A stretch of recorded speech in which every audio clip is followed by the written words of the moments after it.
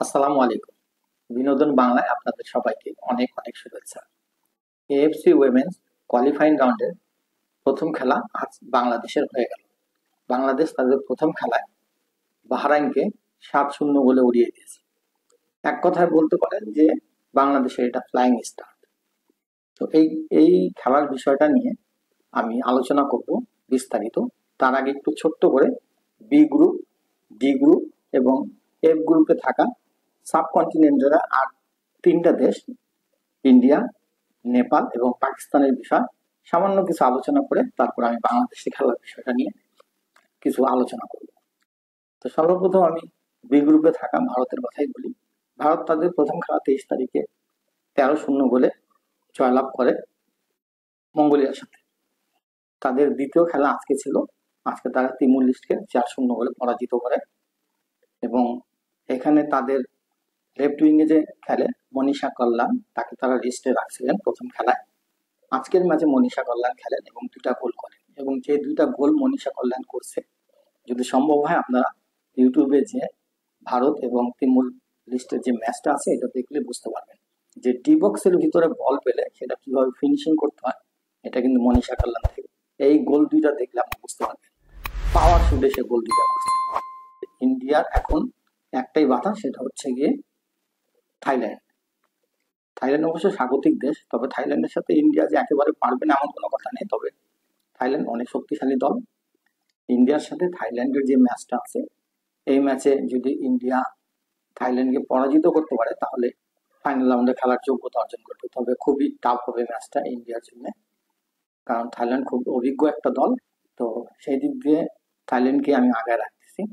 এবার একটু আলোচনা করি নেপালকে নিয়ে। নেপাল কিন্তু তাদের প্রথম ম্যাচ ছিল আজকেই এবং আজকে প্রথম ম্যাচে তারা 8-0 গোলে বিধ্বস্ত করে দিচ্ছে লাওসকে। তো এবং তার মধ্যে তাদের সাবিত্রা ভান্ডারী যথেষ্ট ভালো ফুটবল খেলছে।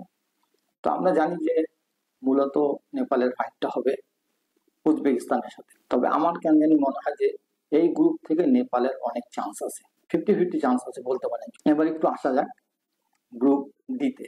গ্রুপ ডিতে কিন্তু একটা মজার ঘটনা ঘটে গেছে।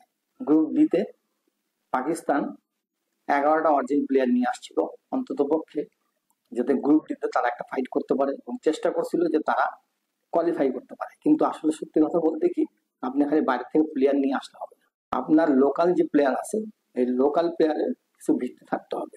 যেই টিমের ভিত্তি কিছুই থাকবে না সেই টিম বাইরে থেকে 1000 প্লেয়ার নিয়ে আসলে কোনো লাভ হবে। এবং যেটা রেজাল্ট আমরা দেখতে পেলাম, তারা প্রথম ম্যাচে চাইনিজ টাইপের সাথে তারা 8-0 গোলে বিধ্বস্ত হয়ে গেছে। ওয়েস্ট হ্যাম, তারপর আপনার বার্মিংহাম, এখান থেকে প্লেয়ার গুলো নিয়ে আসছে, কিন্তু ওই যে লোকাল প্লেয়ারের মানে সাথে কেমিস্ট্রিও মিলেনি। এক একজন এক এক জায়গা থেকে আসছে, 7 দিনের একটা ক্যাম্পিং করছে, এখান থেকে তো এত তাড়াতাড়ি রেজাল্ট পাওয়া এত সম্ভব না। বছরের পর বছর একটা টিম প্র্যাকটিস করে, সেই জায়গায় আপনি কয়টা প্লেয়ার নিয়ে এসে 7 দিনে একটা ক্যাম্পিং করে যদি রেজাল্ট চান, তো রেজাল্ট এত সহজ তো না, যা হওয়ার তাই হয়েছে। তবে আমার মনে হয় লোকাল প্লেয়ার নিয়ে যদি তারা খেলতো তাহলে মনে হয় এতগুলো গোল খাইতে কোনো শব্দ আছে। তো 8টা গোল এটা কিন্তু মুখের কথা না। আপনি সব অরিজিন প্লেয়ার নিয়ে এসে খেলাইছেন এবং আপনার যে মানে স্টার্টিং 11 ছিল তার 9টা প্লেয়ারই আপনি মানে অরিজিন প্লেয়ার খেলাইছেন। লাভটা কি হয়েছে? ম্যাচে আপনি 8-0 বলে পরাজিত। সবাই ভাবছিল হয়তো বা মানে পাকিস্তান কিছু একটা করতে পারবে এই ডি গ্রুপ থেকে, কিন্তু না, পাকিস্তানের আর কোনো সুযোগই থাকলো না। তো এই ডি গ্রুপে শুধুমাত্র ধরে নিতে পারেন যে ইন্দোনেশিয়া এবং চাইনিজ টাইপের মধ্যেই এই ব্যাটেলটা মানে সীমাবদ্ধ থাকলো। তবে ইন্দোনেশিয়াও যে খুব একটা মানে ভালো রেজাল্ট করতে পারবে আমার মনে হয় না। আমি ভাবছিলাম যে ইন্দোনেশিয়া হয়তো বা চাইনিজ টাইপের সাথে একটা বড় ফাইট দিবে, কিন্তু এইটার সম্ভাবনা খুব কম। কেননা আমরা যে ম্যাচটা দেখলাম ইন্দোনেশিয়া এবং কাজাকিস্তানের মধ্যে, বহু কষ্টে ইন্দোনেশিয়া 1 গোলে জিতছে। তো ইন্দোনেশিয়া যদি কাজাকিস্তানের সাথে 1 গোলে জিততে তাদের এত কষ্ট করতে হয়, চাইনিজ টাইপের সাথে তো অনেক দূরের কথা ম্যাচ জেতা। দেখা যাক কি হয়। তবে আমি আগেই বলছিলাম যে এই গ্রুপ থেকে চাইনিজ টাইপের চান্স আছে, তবে তার জন্য অনেক বড় চ্যালেঞ্জ ছিল পাকিস্তান এবং ইন্দোনেশিয়া। তো পাকিস্তানকে তো তারা উড়াই দিছে, রইল ইন্দোনেশিয়া। তো এই গ্রুপ থেকে চাইনিজ টাইপেই চলে যাবে। এখন আমরা মূল বিষয়ে চলে আসি, যেটা আমাদের সি গ্রুপের বাংলাদেশের বিষয়। বাংলাদেশ তাদের প্রথম ম্যাচ খেললো এবং বাহরাইনকে এক কথায় বলতে পারেন যে একেবারে উড়াই দিছে। খেলার শুরু থেকে নিয়ে শেষ পর্যন্ত বাহরাইন মানে ডিফেন্স সামলাইতে ব্যস্ত ছিল। কাউন্টার অ্যাটাক তারা কিছু করছে এবং সেই কাউন্টার অ্যাটাক থেকে তারা গোলও পেতে পারত, কিন্তু তাদের স্ট্রাইকারের ভুলের কারণে তারা সেই চান্সটা গোলে কনভার্ট করতে পারেনি। তো এখানে আমাদের ডিফেন্সেরও কিছু দুর্বলতা ছিল। তো যাই হোক, খেলার বিষয়ে টোটালি একটু আলোচনা করি যে আমরা আসলে 7 গোলে জিতলাম। আমরা কি এর চেয়ে বড় মার্জিনে জিততে পারতাম না? পারতাম। আমরা 10 থেকে 12 গোলে জিততে পারতাম। বিশেষ করে আমাদের 2জন প্লেয়ারের খেলা আমি যথেষ্ট হতাশ হয়েছি। একজন হচ্ছে শামসুন নাহার। আমি কখনোই আশা করিনি যে সে এইরকম ডিএর ভিতরে বল পাওয়ার পরে সেই বলগুলা গোলে কনভার্ট করতে পারবে না। আর আরেকজন হচ্ছে মনিকা চাকমা। আমি মনিকা মানে এই প্রথম মনিকার এত বাজে পারফরমেন্স দেখলাম। মনিকা কিন্তু বাংলাদেশের বলতে পারেন মাঝ মাঠের একটা প্রাণ, অথচ আমি মনিকার খেলাটা আজকে যা দেখলাম আপ টু দা মার্ক ছিল না মনিকা। এই 2টা প্লেয়ারের ব্যাপারে আমি আজকের ম্যাচে অনেক আপসেট ছিলাম। তাদের খেলাটা যথেষ্ট ভালো ছিল না এবং তাদের প্লেয়ারদের সাথে কমিউনিকেশন খুব একটা সুবিধা ছিল না। এই হচ্ছে আমাদের মানে মধ্যমাঠ এবং আক্রমণ ভাগের যে অবস্থা। ঋতুপর্ণা চাকমা যথেষ্ট ভালো ফুটবল খেলছে।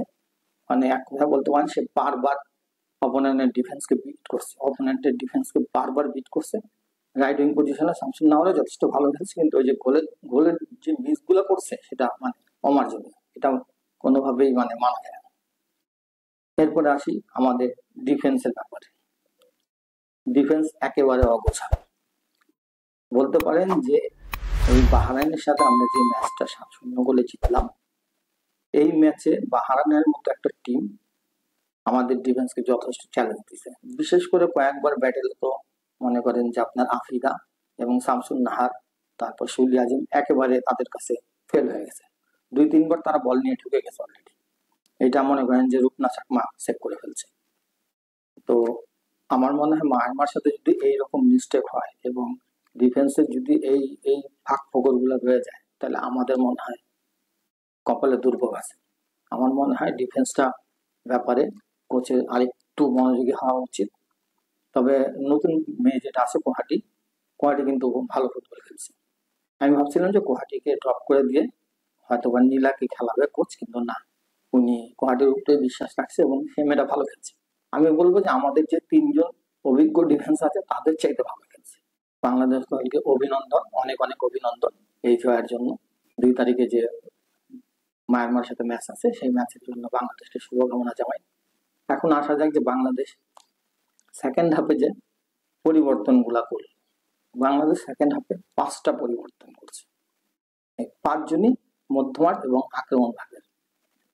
কিন্তু এই 5জন প্লেয়ারের মধ্যে আমি শুধু একজনকে দেখলাম যে আপ টু দা মার্ক ছিল, যে যার খেলার মধ্যে মোটামুটি একটা গোছালো ভাব ছিল, সে হচ্ছে মুনকে, এবং সে একটা গোল আদায় করে নিয়েছে।